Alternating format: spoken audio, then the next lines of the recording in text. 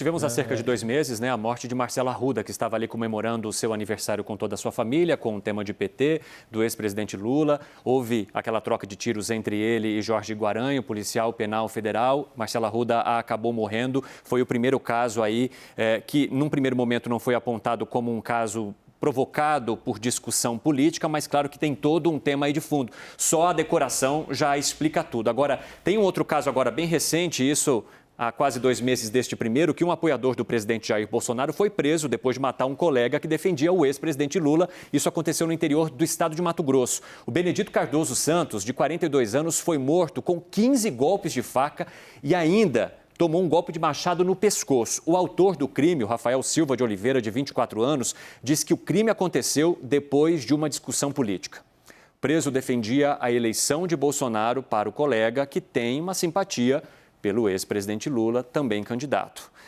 Caio Junqueira, a gente já entrou nesse assunto e eu aproveito o gancho para passar para você de que forma que isso é prejudicial a todos, as campanhas e principalmente a democracia.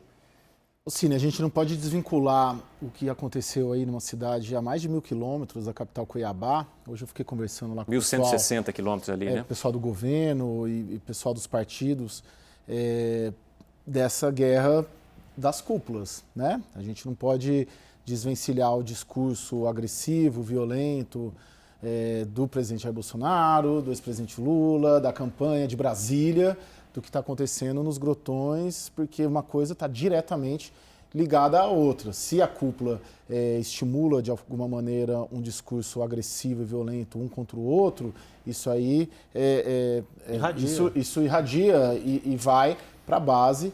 E é o que aconteceu. Eu acho que hoje faz 60 dias do caso lá de Foz do Iguaçu. Ele é um pouco diferente, porque o caso de Foz do Iguaçu, ele pegou um dirigente do PT. Né? Não que seja a morte, é lamentável, enfim, eu só estou colocando que lá era um dirigente petista, né, atuante no partido.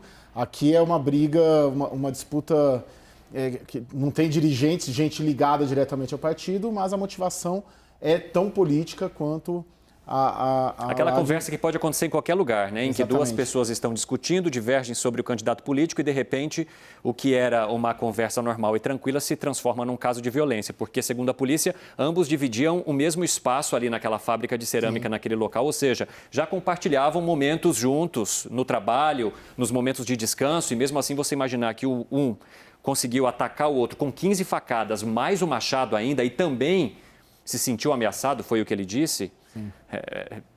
Sem dúvida. É uma consequência gravíssima para apenas um discurso ou um diálogo político. Sabe o que eu acho que isso pode provocar também? Isso tem sido cada vez mais apontado pelos especialistas. Eleições muito polarizadas, elas geram um grande nível de participação do eleitor, é natural. Todo mundo quer ir votar para defender o seu candidato. O que essa eleição pode acabar gerar, se for criando esse clima de medo, é um maior absenteísmo.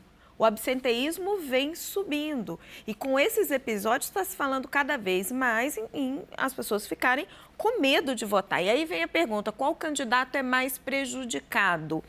É difícil arriscar. Tem gente que diz que pode ser Lula, porque geralmente o absenteísmo é maior entre os mais pobres, mas na verdade é que prejudica a todos. Porque pode ter regiões onde é o eleitor de Bolsonaro que fica com medo de votar, pode ter regiões que é o eleitor de Lula, prejudica a democracia e o direito das pessoas de irem votar sem medo. Felipe Moura Brasil, que está lá no Rio de Janeiro, deixa eu passar a palavra aqui para ele, vou andando até chegar aqui. Já falamos então sobre a questão da violência, a Raquel puxou um dos reflexos que aconteceriam exatamente por conta dessa violência, que é o medo das pessoas irem às urnas. Como que você enxerga esse possível movimento diante da escalada, né, de ataques, vamos dizer assim, entre os candidatos, o que até determinado ponto é comum, mas depois passa-se de um limite e que podem gerar consequências graves como a que acompanhamos há 2 meses e nesse momento também? Isso que a Raquel apontou, pode começar a crescer esse sentimento. Eu ainda não percebi esse sentimento existente. A gente vê, inclusive, muitas medidas por parte do Tribunal Superior Eleitoral em termos de prevenção inclusive a questão dos celulares, a questão das armas, não vai poder levar, tudo para evitar o tumulto durante o processo eleitoral e muito por causa das pregações que Jair Bolsonaro fazia contra as urnas eletrônicas, a respeito de possivelmente não aceitar o resultado se não considerar que houve uma lisura, mas quando se investe mais nesse nós contra eles tóxico, é claro que o ambiente fica pior.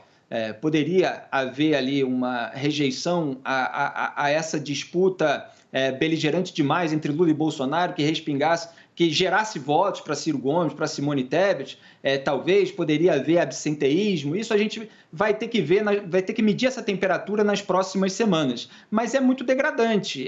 As mentes perturbadas, as pessoas que já têm um ímpeto delinquente ou louco, elas muitas vezes pegam esses elementos do ambiente cultural para justificar os seus atos bárbaros, eventualmente achando que estão praticando um bem, às vezes sinalizando uma virtude na destruição daquele mal. Porque quando você compara alguém que pode guiar o país com o nazismo, com milhões de judeus que foram exterminados na câmara de gás, muitos dos quais vivos ainda tiveram que carregar cadáveres para a vala antes de serem asfixiados ele próprio, uma pessoa pode querer evitar esse mal, eliminando alguém que eventualmente vai fazer isso na sua fantasia. E havia, por parte da esquerda também, em 2018, esse discurso que o Bolsonaro é nazista, etc., o tempo todo. E o Adélio foi lá e deu uma facada. Também foi num clima como esse. Então, a gente já teve essa experiência ruim. E é muito ruim também que o Lula embarque nisso. Ele falava em extirpar o DEM da política brasileira, fiz até um vídeo no Twitter hoje, juntando essa declaração antiga do Lula com a atual de Jair Bolsonaro, no 7 de setembro, dizendo que essa gente tem que ser extirpada da vida pública. Então, uma retórica muito agressiva demais que tem a sua consequência na vida prática. Inclusive, o candidato à presidência Lula falou sobre esse crime. Nós temos aí uma entrevista dele que fala exatamente sobre isso. Nós vamos acompanhar a partir de agora. Agora não é uma briga, agora é o cara indo na casa de um cara que faz aniversário e matando o cara, é um colega de trabalho matando o outro, sabe? Então isso é gravíssimo, eu espero que a polícia esteja atenta e a própria justiça eleitoral para ver se isso tem ordem, se isso tem orientação, se isso é uma estratégia de política, porque nós vamos continuar falando o que nós falamos, fazendo o que nós fazemos, fazendo nossos comícios, sabe, sem nenhuma preocupação. Da nossa parte, o que nós queremos é uma campanha de paz. Hoje cedo, em São Gonçalo, no estado do Rio, um ex-candidato a vereador bolsonarista foi hostilizado por apoiadores petistas depois de passar em frente a um evento da campanha de Lula com um carro adesivado com fotos de Bolsonaro e ironias ao ex-presidente. Rodrigo Duarte teria reduzido a velocidade ao ouvir vaias de apoiadores do ex-presidente Lula, parou o carro no momento em que, segundo ele, o veículo foi atingido por chutes. A partir daí, o tumulto ganhou proporções maiores. O apoiador bolsonarista desceu do carro e começou a bater boca com os petistas. Na confusão, o celular foi tirado da mão dele. Ao reagir, Rodrigo foi atingido com um soco na cabeça e teve os adesivos do carro rasgados.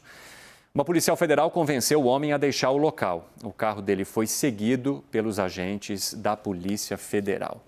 São vários casos que agora começam a surgir, né?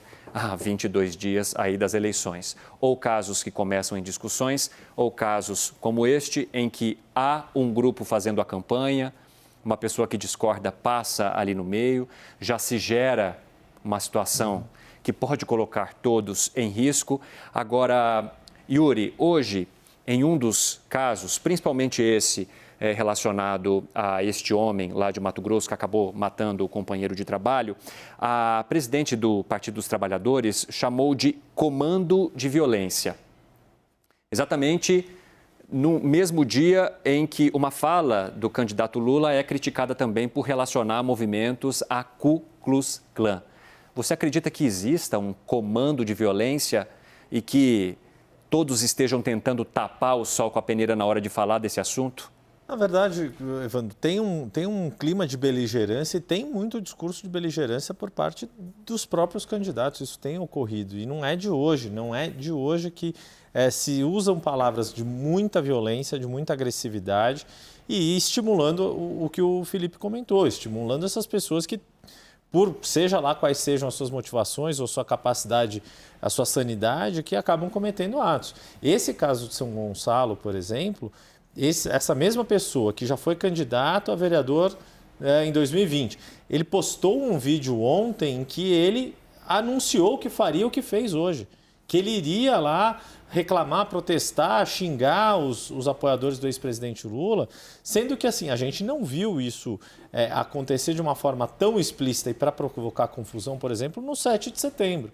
Não, a gente teve aquela foto também no Rio de Janeiro dos passageiros do ônibus, todos negros que estavam ali, provocaram ali os apoiadores do presidente Jair Bolsonaro e depois foram alvo, inclusive, de abordagem policial. A gente está num clima de tamanha beligerância e radicalização que deve ser cobrado, sim, a responsabilidade dos discursos que os agentes políticos fazem. É muito fácil atribuir apenas ao outro a beligerância. Há níveis de beligerância? Sem dúvida que há. E há quem seja mais violento do que o outro. Não tem a menor dúvida. Mas não é dizendo, ele é mais violento que eu, que a gente vai resolver esse problema. Bom,